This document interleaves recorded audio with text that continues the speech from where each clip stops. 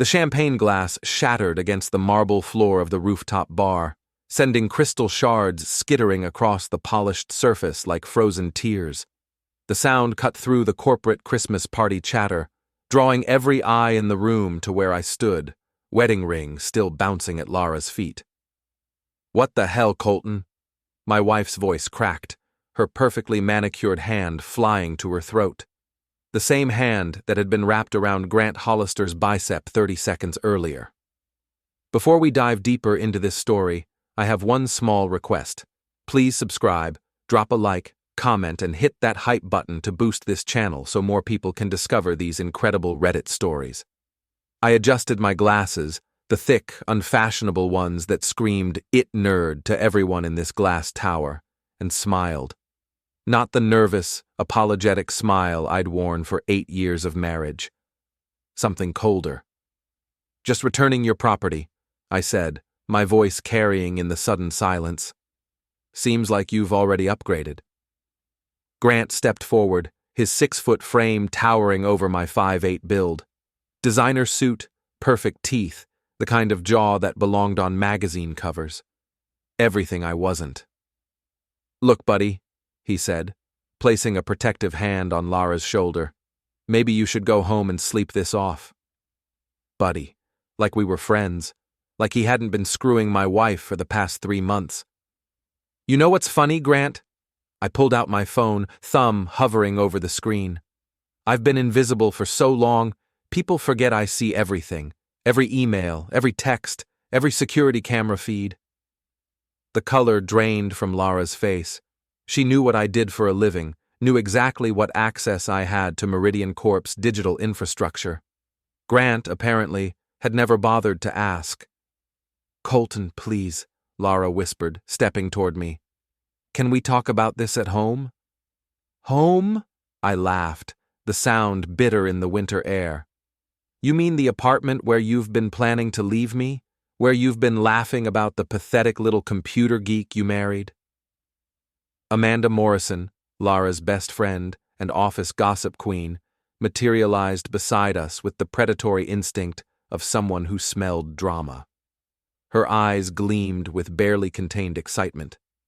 "Maybe we should all calm down," Amanda said, though her tone suggested she wanted anything but calm. I looked around the rooftop, 50 of Meridian Corp's finest, all watching the show. The wind whipped through the glass barriers, carrying the scent of snow and exhaust from the city below. Perfect weather for what came next. "You're right, Amanda. Let's all be calm." I tapped my phone screen.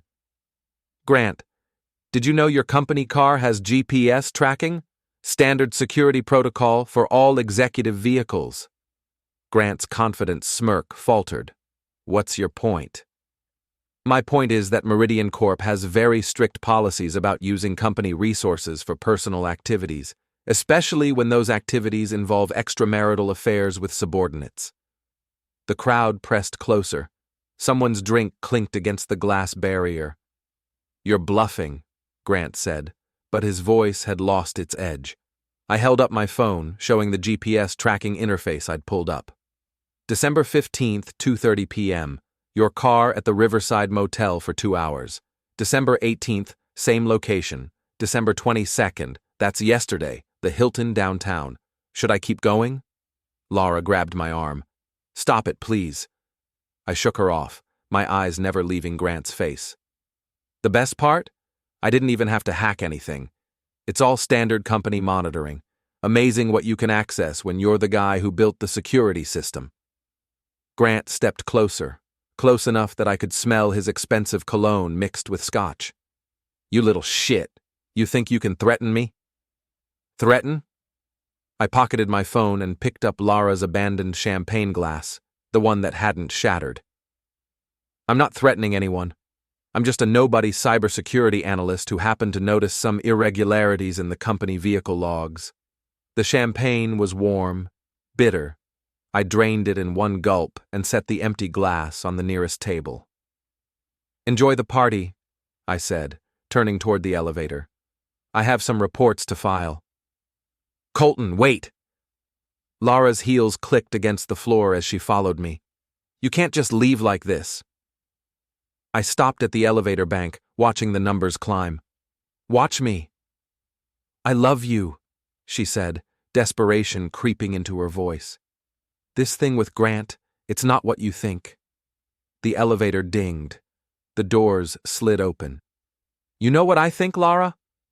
I stepped inside, finger hovering over the ground floor button. I think you're about to find out what happens when you underestimate the invisible man. The doors closed on her stricken face, cutting off whatever response she might have had.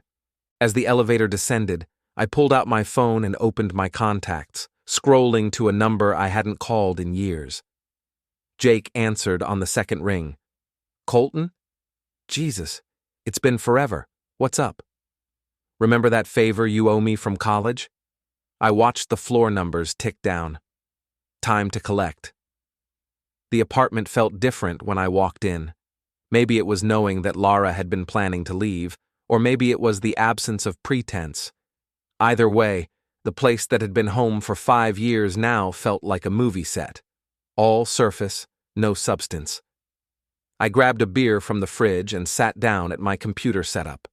3 monitors, custom-built tower, enough processing power to run a small country's internet. Lara used to joke that I loved my computers more than her. Turns out she was right. My fingers flew across the keyboard, muscle memory guiding me through Meridian Corp's security protocols. Everything I'd shown Grant was legitimate. GPS logs, security footage, access records, all perfectly legal, all part of my job responsibilities. The beauty of being invisible was that people forgot you had access to their digital lives. The front door slammed. Lara's heels clicked across the hardwood floor. Colton, we need to talk. I didn't turn around. On my center monitor, Grant's access logs painted a clear picture. Badge swipes at unusual hours, conference room reservations that didn't match any scheduled meetings, elevator access to floors he had no business visiting. There's nothing to talk about, I said, pulling up another file. I've got work to do. She appeared in my peripheral vision, still wearing the black cocktail dress she'd chosen for the party, the one I'd complimented her on before we left, before I knew it was meant to impress another man. You're being ridiculous, she said. Grant and I are just friends. I finally turned around, gesturing to the screen. Friends who spend 2 hours together at the Riverside Motel? Her face went white. How did you? It's my job to know things, Lara. It's literally what they pay me for. I swiveled back to the computer. The question is, how long did you think you could keep lying to me? I wasn't lying. I was trying to protect you.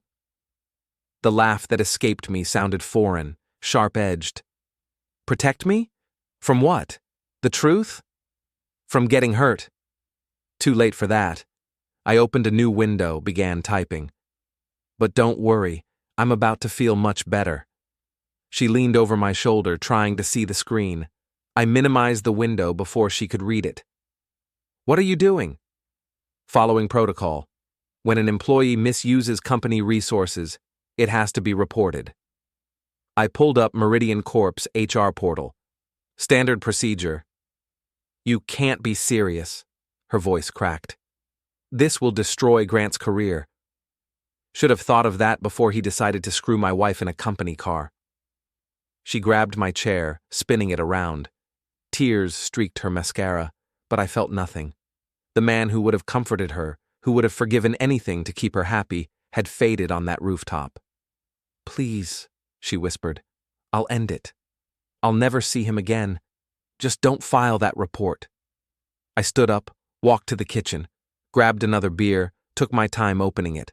Let the silence stretch until she was practically vibrating with anxiety. You know what the funny thing is? I leaned against the counter, studying her face. I actually might have forgiven the affair.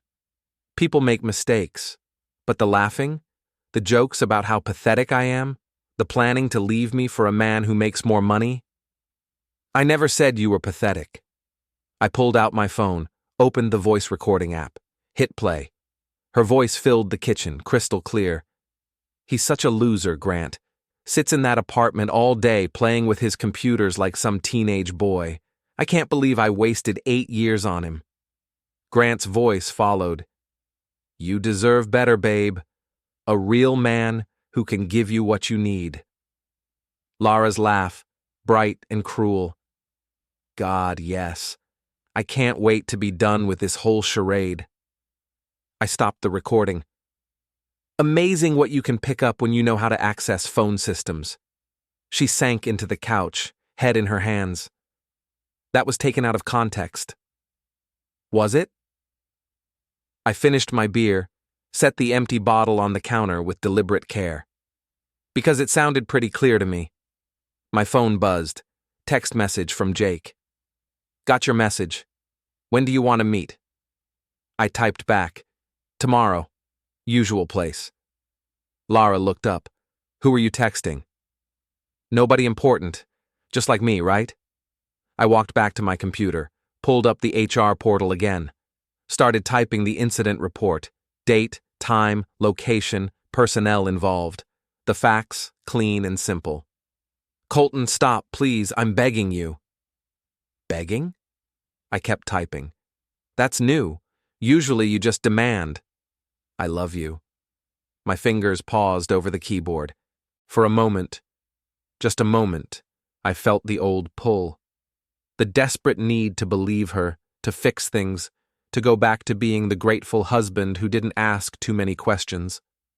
Then I remembered her laugh. The sound of genuine amusement at my expense. I hit submit. There, I said, logging out of the system. All done. She stared at the screen, watching the confirmation message fade. You've lost your mind. No, I said, shutting down the computer. I've found it. I grabbed my jacket from the back of the chair, checked my wallet for cash. Where are you going? Out. Don't wait up. This is your home too, Colton. You can't just run away. I stopped at the door, hand on the knob. You're right. This is my home, which is why you need to be gone by the time I get back. Gone? Colton, this is crazy. We can work this out. No, I said, opening the door. We really can't. The hallway was empty, fluorescent lights humming overhead. I could hear her crying through the thin walls as I walked toward the elevator, but the sound didn't move me anymore. Some things, once broken, couldn't be fixed. Some people, once they showed you who they really were, couldn't take it back. The elevator arrived with a soft ding. As the doors closed, I pulled out my phone and scrolled to another number. Amanda Morrison answered on the first ring. Colton? Oh my God, are you okay? That scene at the party. I'm fine, I said, but I think you and I should talk. There are some things about Lara and Grant that you should know. What kind of things? I smiled, watching the floor numbers descend.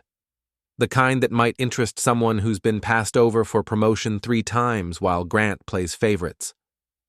The line went quiet for a long moment. When Amanda spoke again, her voice was different, sharper.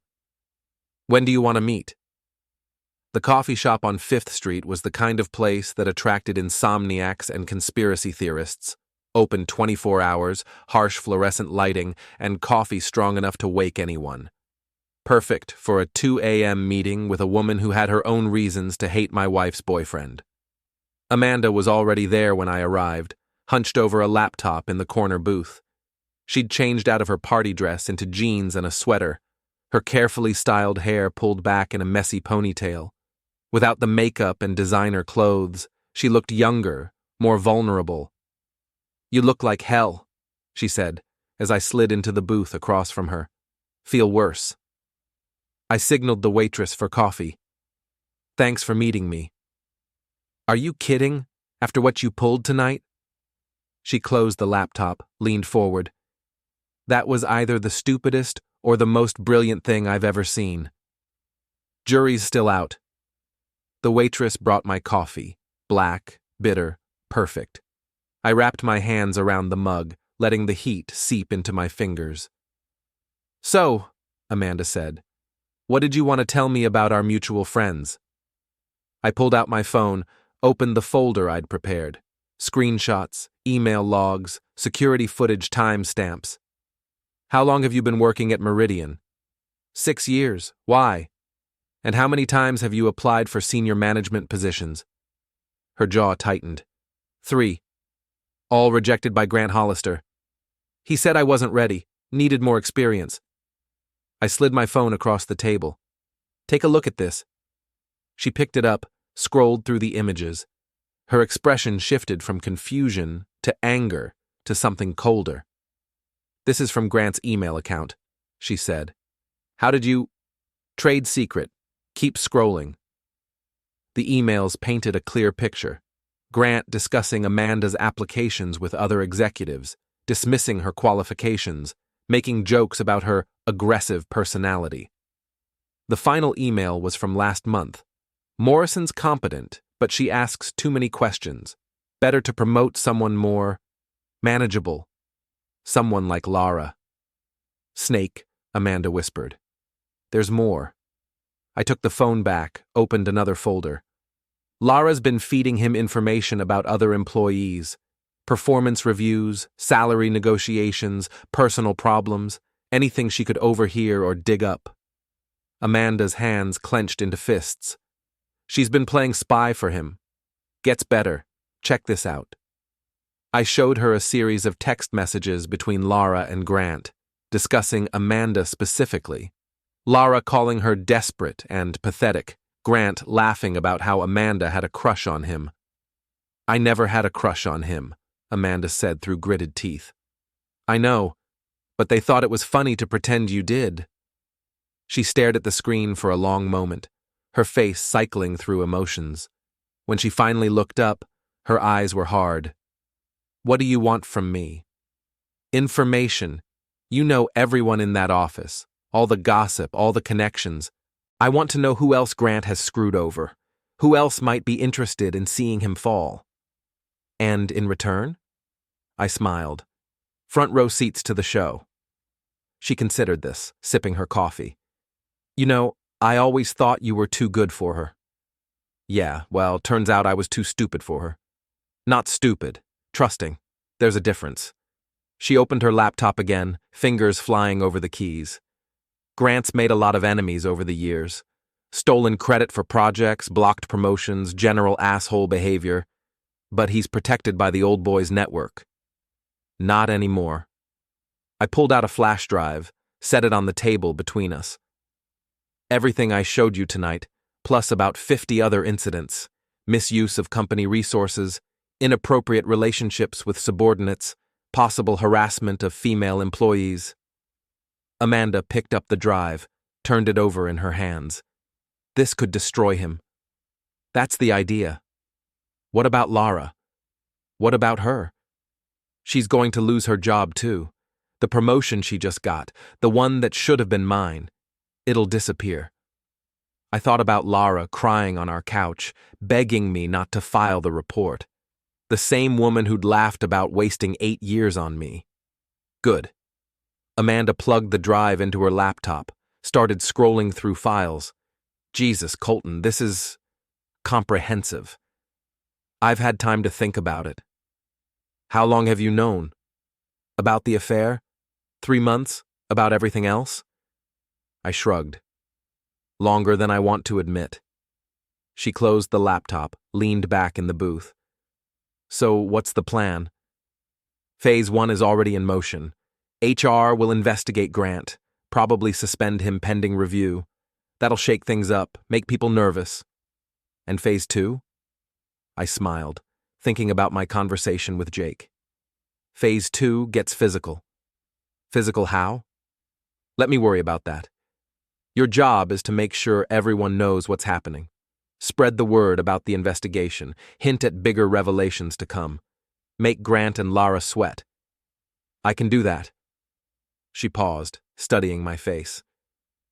You know, I never would have guessed you had this in you. Neither did they. That was their mistake. We sat in comfortable silence for a moment, two people who'd been underestimated finding common ground in revenge. There's something else, Amanda said eventually. Something you should know about Lara. What? She's been looking at apartments, expensive ones, way above what she could afford on her current salary.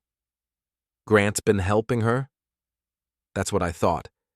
But the applications I saw had her listed as single, no cosigner, like she was planning to live alone. I processed this information, feeling pieces click into place. She wasn't planning to leave me for Grant. She was planning to leave me for herself. Looks like it. Grant was just the stepping stone. Get the promotion, get the salary bump, then cut loose both of you. The betrayal cut deeper than I'd expected. Bad enough to be left for another man, but to be discarded like an old piece of furniture, to be nothing more than a placeholder until something better came along? Well, I said, standing up and dropping a 20 on the table, that changes things. How? I pocketed my phone, zipped up my jacket. Now it's personal. Amanda gathered her things, closed the laptop. Colton, for what it's worth, I'm sorry. About all of this. Don't be sorry, I said, walking toward the door. Be ready. This is just the beginning.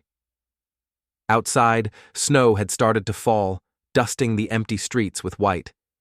My breath formed clouds in the cold air as I walked to my car, mind already working on the next phase. Laura thought she could use me and throw me away. Grant thought he was untouchable. They both thought I was just a harmless computer nerd who would roll over and take whatever they dished out. Time to show them how wrong they were. Jake's gym occupied the basement of a converted warehouse on the wrong side of town, the kind of place that didn't advertise and didn't ask questions. The sign out front just said, fitness. But everyone who mattered knew it was really about the fights that happened after hours. I found Jake in the ring, working the heavy bag with methodical precision. Sweat gleamed on his shaved head as he threw combinations that would have dropped most men. He'd put on muscle since college, traded his computer science degree for a life that involved more violence and less thinking. Colton Merrick, he said without turning around. Thought I'd never see you again. Thought you might be right. He threw one last punch, hard enough to make the bag jump, then grabbed a towel. So, what's the emergency? Your message sounded pretty cryptic. I looked around the gym, empty except for us, but sound carried in places like this. Can we talk somewhere private? Jake grinned, the same expression he'd worn when we were 20 and planning elaborate pranks on our roommates. Follow me. He led me through a door marked office into a cramped room filled with filing cabinets and fight posters. The desk was covered with paperwork, legitimate business licenses mixed with what looked like betting sheets. Drink? Jake pulled a bottle of whiskey from a desk drawer. It's 10 a.m. So? I accepted the glass, took a sip. It burned going down, but the warmth was welcome. Remember sophomore year? I said. When that asshole Brad was selling fake IDs using your name? And you hacked into the university system, changed his grades to all Fs, got him expelled. Jake raised his glass. Best revenge I ever saw. I need your help with something similar. What kind of help? I pulled out my phone, showed him Grant's picture from the company website. This guy's been sleeping with my wife. I've already started the digital warfare, but I need something more tangible. Jake studied the photo. Handsome bastard. What did you have in mind? Nothing illegal. Nothing that would get us arrested, but something that would make him think twice about screwing with people's lives. Scare tactics. Creative persuasion. Jake laughed, refilled our glasses. You know, I always wondered what it would take to bring out your dark side. Turns out it was just a cheating wife and a pretty boy with an attitude. Will you help me? Brother, I've been waiting for you to ask for 20 years. We spent the next hour planning. Jake had resources I'd never dreamed of. People who owed him favors, connections in places I didn't want to know about. But more importantly, he understood the psychology of intimidation.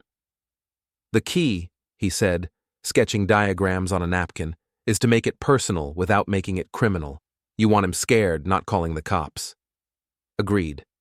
So we start small, little things that let him know he's being watched. Then we escalate. My phone buzzed. Text from Amanda. Grant's been suspended. HR called him in this morning. Word is spreading fast. I showed Jake the message. He grinned. Phase 1 complete. When do we start Phase 2? Tonight. I drove home through streets that looked different in daylight, familiar landmarks, seeming foreign. The apartment was empty when I arrived. Lara had taken my advice and left, though she'd made her displeasure known by leaving dishes in the sink and wet towels on the bathroom floor. Small rebellions from a woman who'd lost the war. I packed a bag with clothes and essentials, then sat down at my computer for one last session. The HR investigation was already bearing fruit. Grant's access to company systems had been revoked, his office sealed pending review, but that was just the beginning. I pulled up Grant's personal information from the employee database: home address, emergency contacts, vehicle registration, everything I needed for the next phase. My phone rang. Lara. Hello, Lara. Colton, please, can we talk? I know I messed up, but we can fix this. Where are you? At my sister's, but I can come home. We can work through this. I looked around the empty apartment, at the life we'd built together. The furniture we'd picked out, the pictures on the walls, the small compromises and shared dreams that had accumulated over 8 years. There's nothing to work through, I said. You made your choice. I made a mistake. No, you made a plan. The mistake was thinking I'd never find out. The line went quiet. When she spoke again, her voice was smaller. What happens now? Now you live with the consequences. I hung up, turned off the phone. Some conversations weren't worth having. That evening, Jake picked me up in a black pickup truck that had seen better years but ran quiet as a whisper. We drove across town to Grant's neighborhood, the kind of place where the houses had names instead of numbers and the lawns looked like golf courses.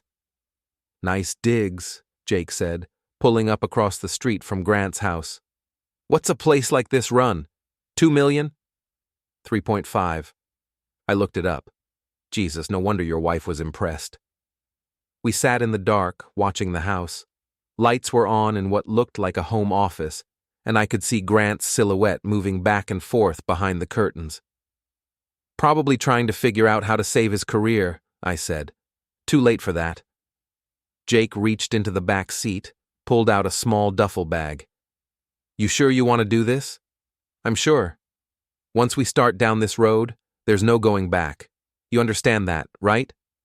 I thought about Lara's laugh, about Grant's smug smile, about 8 years of being the reliable, forgettable husband who never caused trouble. I've been invisible my whole life, I said. Time to make an impression. Jake smiled, zipped up his jacket. Then let's go make some noise. We got out of the truck, crossed the street like shadows. Grant's Mercedes sat in the driveway, pristine and perfect, the same car he'd used to transport my wife to their secret meetings. Jake pulled a small device from his bag, something that looked like a garage door opener, but wasn't. What's that? Signal jammer.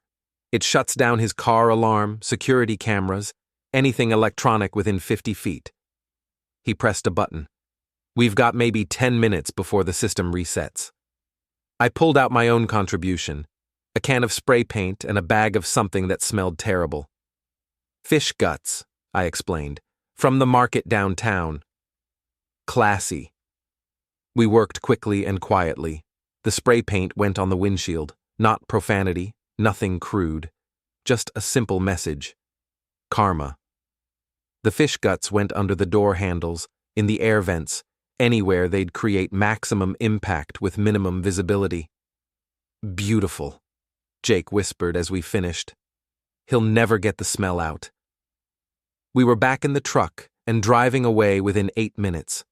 Behind us, Grant's house sat peaceful and quiet, its owner unaware that his perfect life had just taken another hit. Phase 2 complete, Jake said. What's next?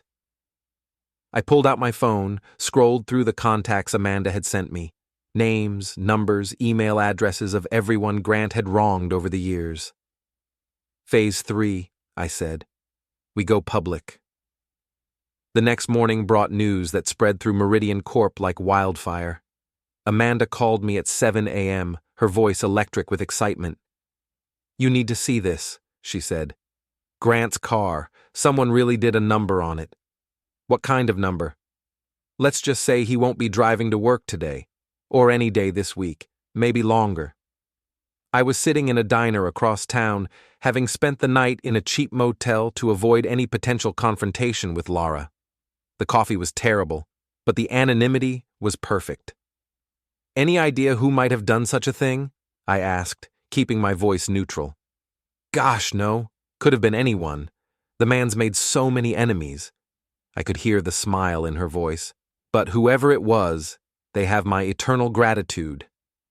Speaking of gratitude, how's the information campaign going? Better than expected. Turns out people have been waiting for an excuse to talk about Grant's behavior. I've got 3 women ready to file harassment complaints, 2 men who can document stolen project credit, and a supervisor who's been keeping records of Grant's expense account irregularities. I set down my coffee cup, pulled out a notepad. Tell me about the harassment complaints. Sarah Chen from accounting.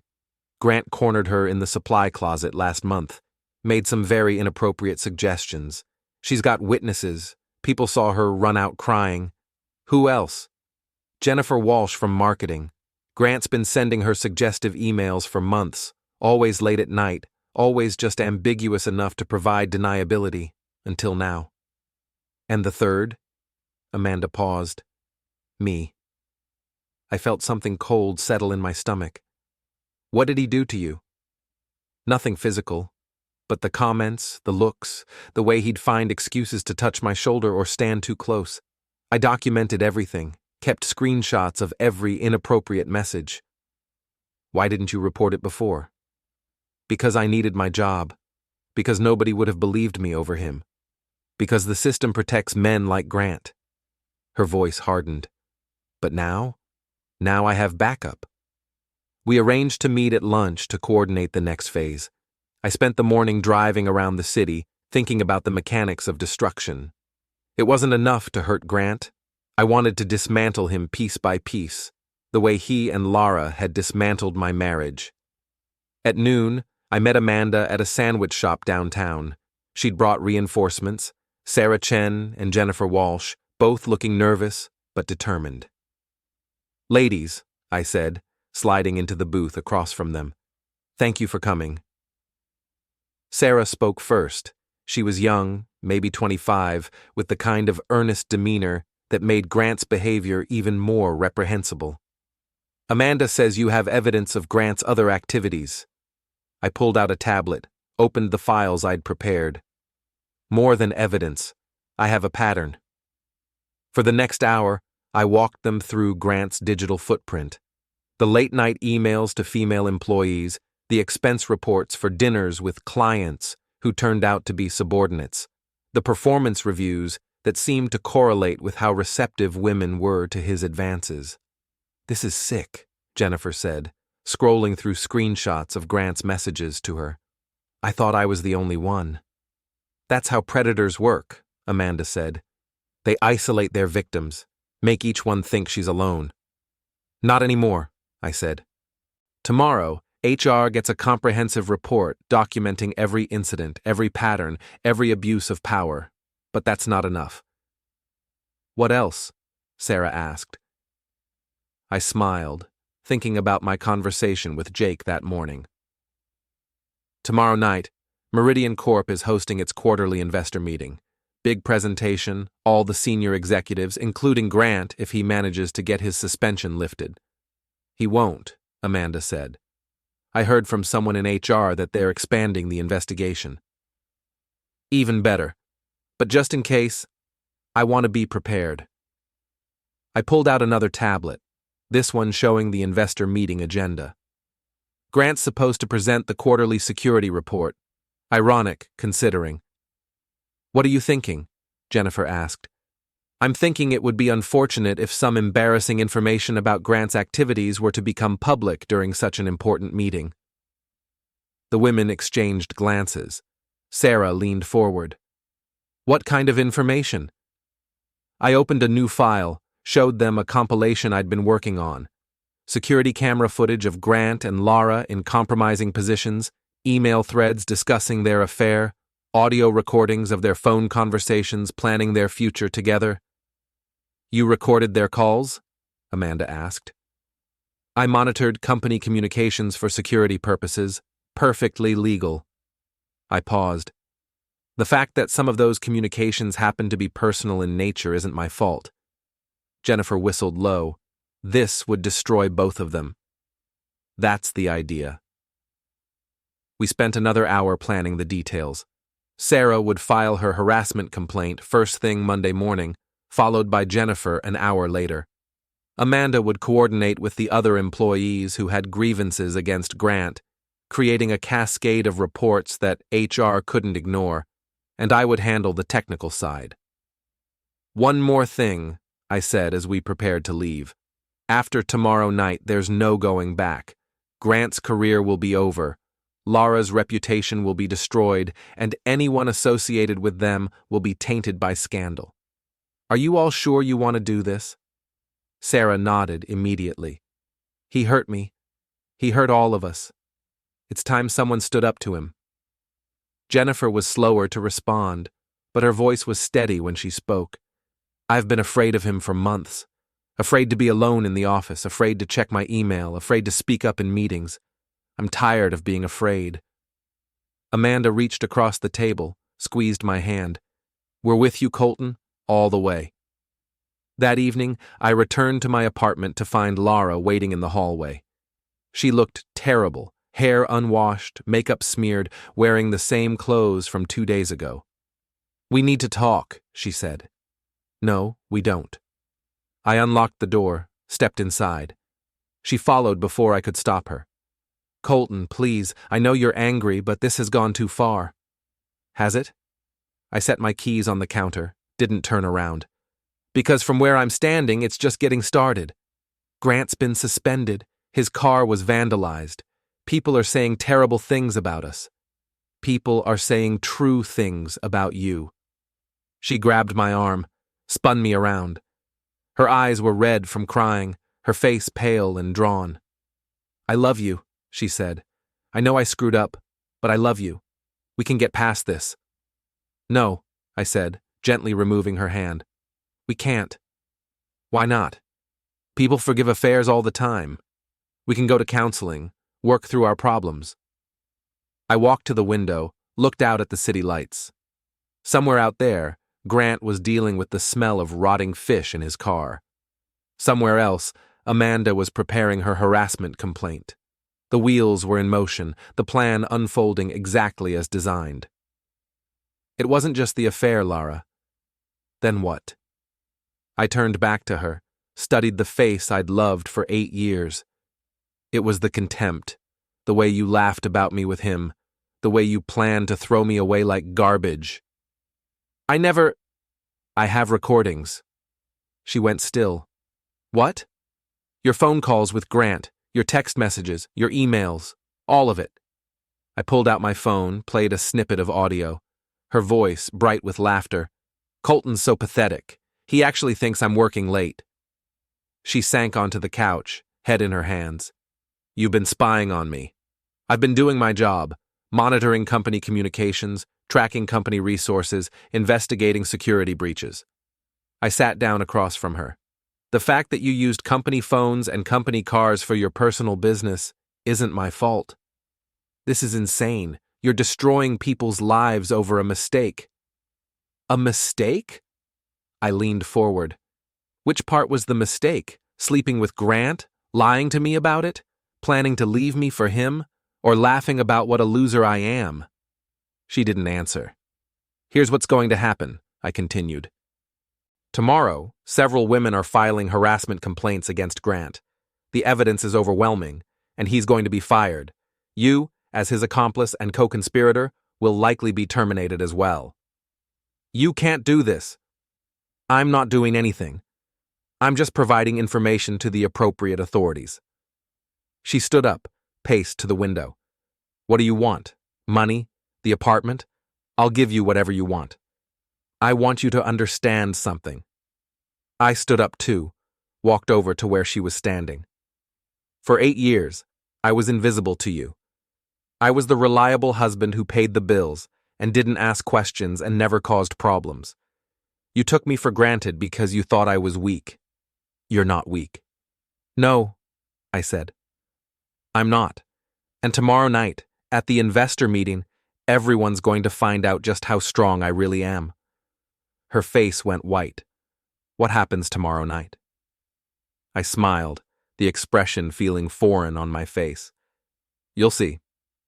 She left without another word, and I was alone again. I sat down at my computer, pulled up the files for tomorrow's presentation. Everything was ready, the evidence compiled, the presentation prepared, the technical details worked out. Grant and Lara thought they could destroy my life and walk away unscathed. Tomorrow night, they'd learn how wrong they were.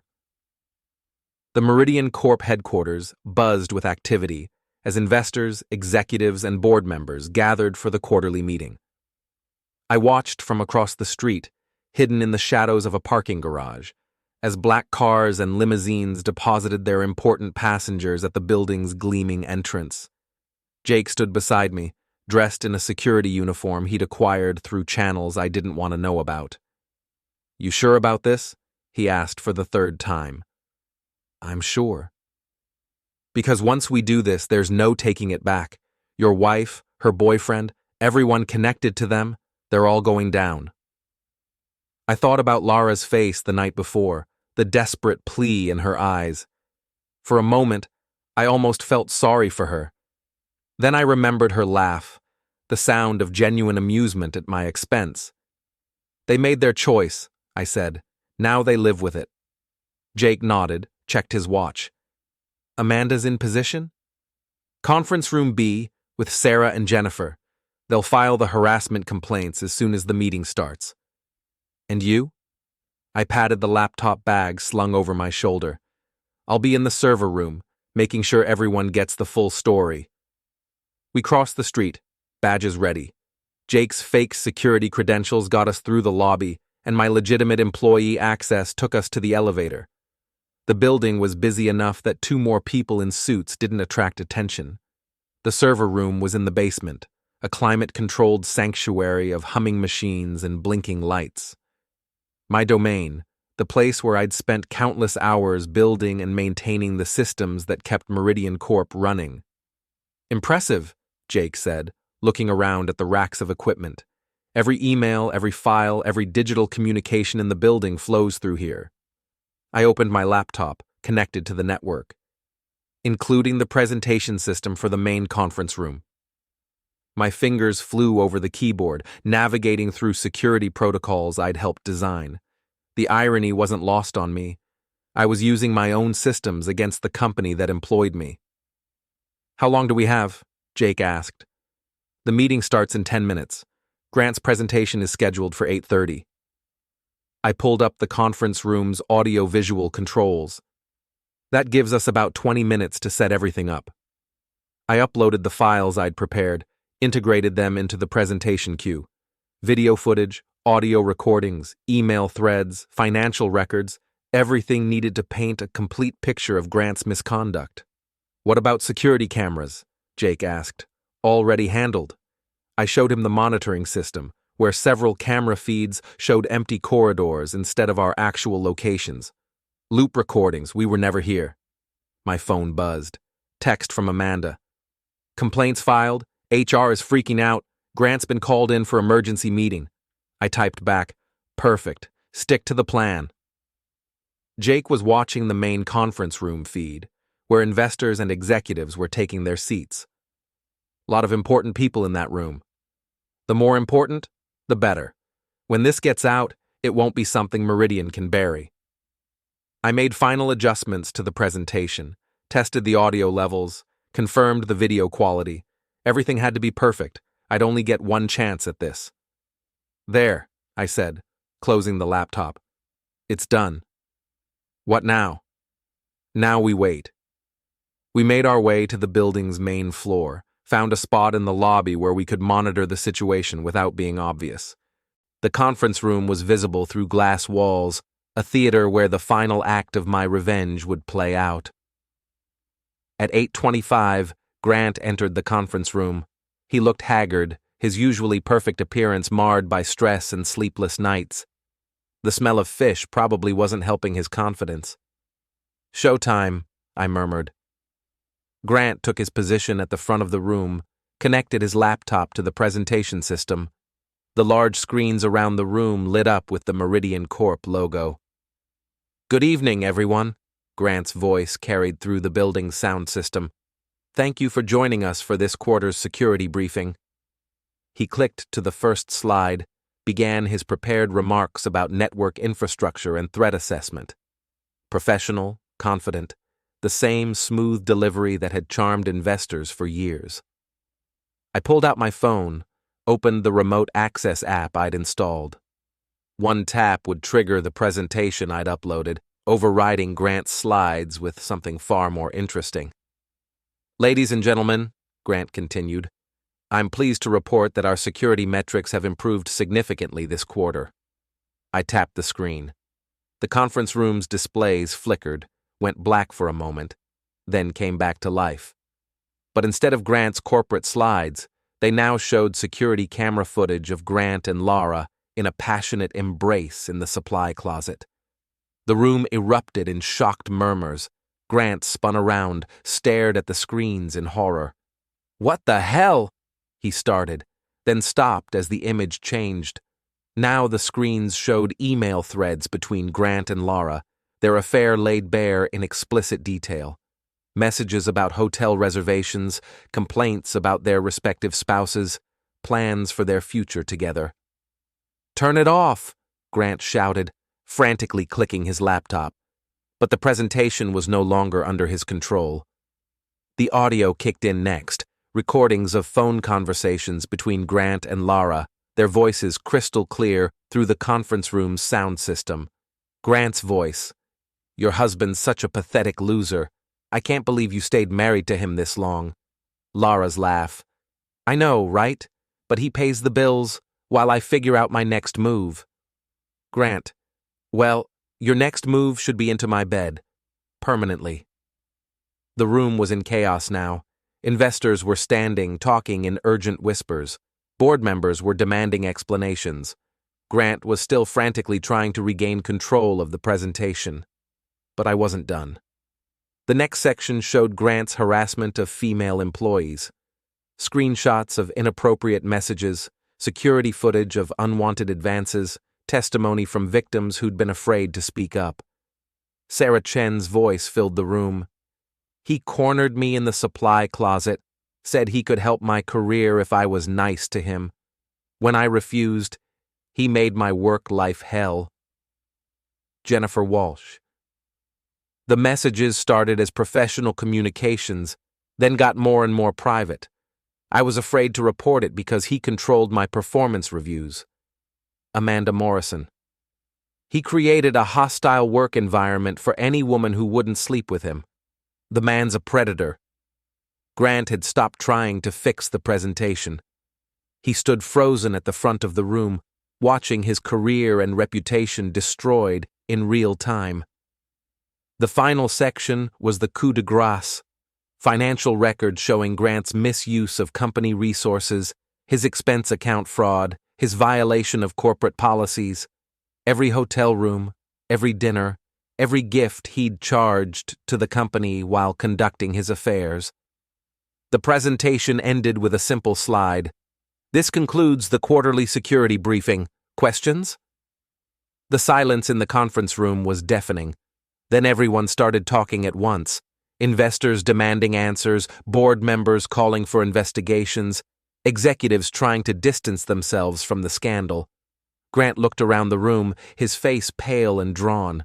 His eyes found the security camera in the corner, and for a moment, I thought he was looking directly at me. Then he ran. Jake and I watched from the lobby as Grant burst out of the conference room, pushed past the crowd of shocked investors, and headed for the exit. His career was over, his reputation destroyed, his life in ruins. "Beautiful," Jake said. "Absolutely beautiful." My phone rang. Amanda. "Holy shit, Colton. What did you do?" "What needed to be done?" "The whole building's in chaos. Security's trying to figure out how the presentation got hacked. HR's in emergency session. The board's talking about criminal charges." "And Grant?" "Gone. Ran out of here like his ass was on fire." She paused. "It's over. You won. Grant's finished, Lara's going to be fired, and everyone knows exactly what kind of people they are." I felt a strange emptiness, like the moment after finishing a difficult project. The satisfaction was there, but also a sense of anticlimax. "Colton, you still there?" "I'm here." "So what happens now?" I looked around the lobby, at the building where I'd worked for 5 years, at the life I was leaving behind. Everything was different now. My marriage, my job, my future. But for the first time in years, I felt like I was in control of my own destiny. "Now?" I said, walking toward the exit with Jake beside me. "Now I disappear." We left the building as sirens wailed in the distance. Police, probably, or maybe just more security. Either way, it wasn't my problem anymore. Outside, the city looked different. The same streets, the same buildings, but somehow brighter, more alive. Like I was seeing it clearly for the first time. "Where to?" Jake asked. I pulled out my phone, deleted Lara's number, blocked her email, erased the last traces of our life together. "Somewhere new," I said. "Somewhere they'll never find me." We walked into the night, leaving behind the wreckage of Grant's career and Lara's dreams. Behind us, Meridian Corp buzzed with activity as executives tried to contain the scandal, investigators gathered evidence, and reporters began to circle. But I was done with all of it. The Invisible Man had made his statement, delivered his message, and now it was time to vanish again. Some revenge is best served cold, but sometimes it's even better served publicly, completely, and without the possibility of redemption. Grant and Lara had thought they could use me and throw me away. They'd learned, too late, that even invisible men cast shadows, and sometimes those shadows have teeth.